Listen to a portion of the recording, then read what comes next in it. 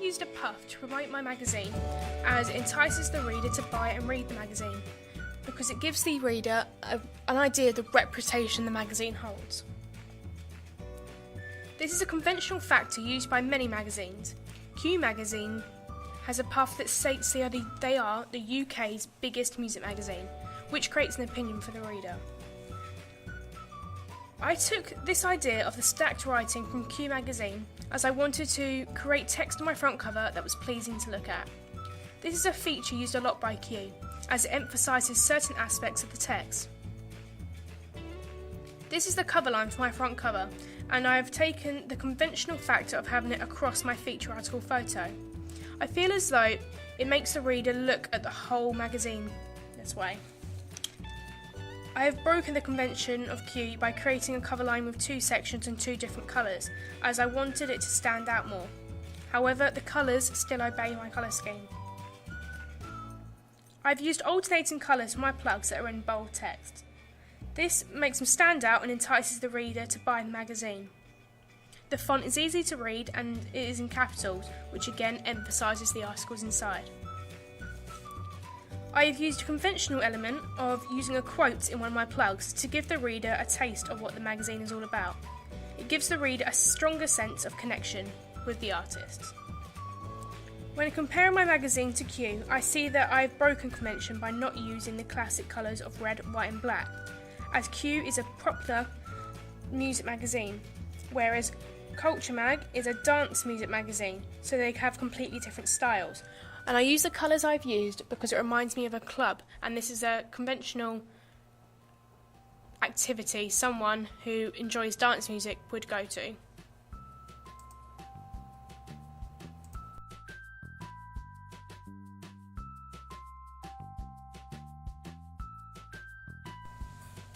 Here I'm looking at the conventions I've used and broken from an issue of Mixmag magazine, which are a dance and clubbing music magazine just like Culture. I've used a feature of a masthead that goes across the top of the page and has a two-syllable title.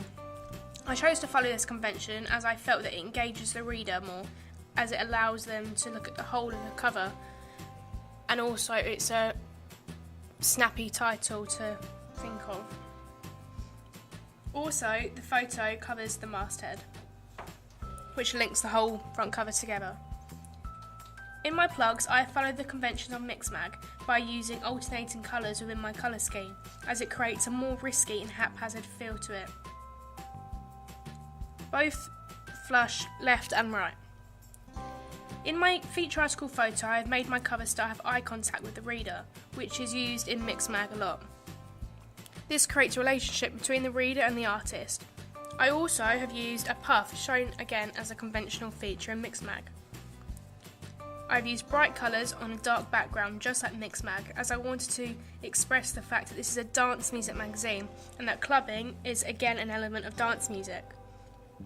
The bright colours are a conventional dance music element as they express the genre of music, and it makes it more exciting for a younger audience due to its vibrancy and eye-catching nature. I did break some conventions of Mixmag magazine by not using a mix of upper and lower case letters, because I feel that this way it would lose the boldness which brings an element of excitement to the magazine. I've also have my cover line going across my cover star, which again Mixmag generally do not do. I've also broken from convention as this edition uses boxes behind its plugs. However, I've chosen not to do this as I have brighter colours and slightly lighter background.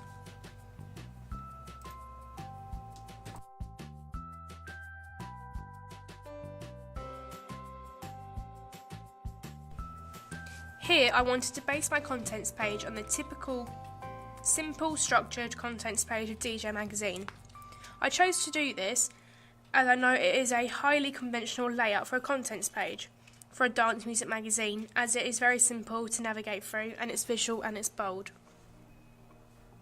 I use the feature of the running head as it clearly states to the reader what the topic of the page is, as music magazines have a few pages of advertisements, festivals throughout, and therefore the reader could otherwise become confused at what page they're on. I have used elements of a features column as I wanted to show the main points of what would be in my magazine. I've used the layout of boxes in alternating colours as well.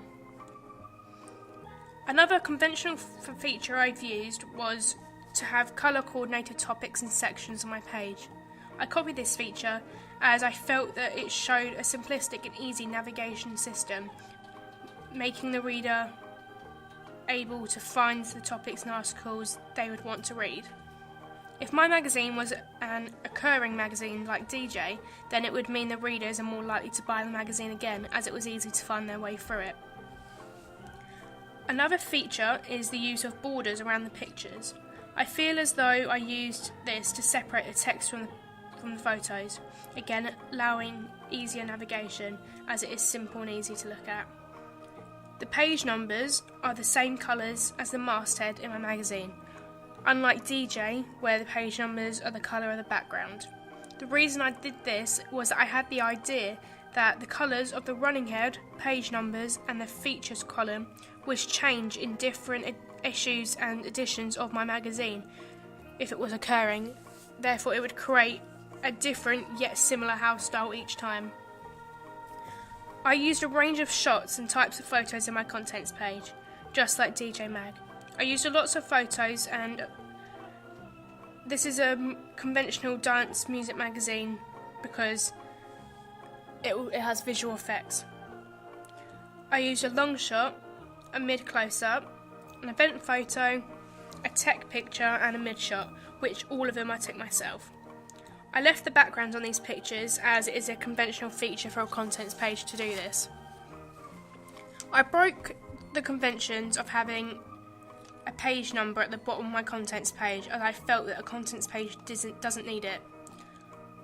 An aspect which I added, which is not used by DJ, was using social media icons as part of my contents page, as I feel music magazines are closely related to the growing social media world. I took inspiration from DJ Magazine as I feel our mode of addresses are very similar, and therefore I would be able to create a correct and appropriate layout for my magazine's contents page.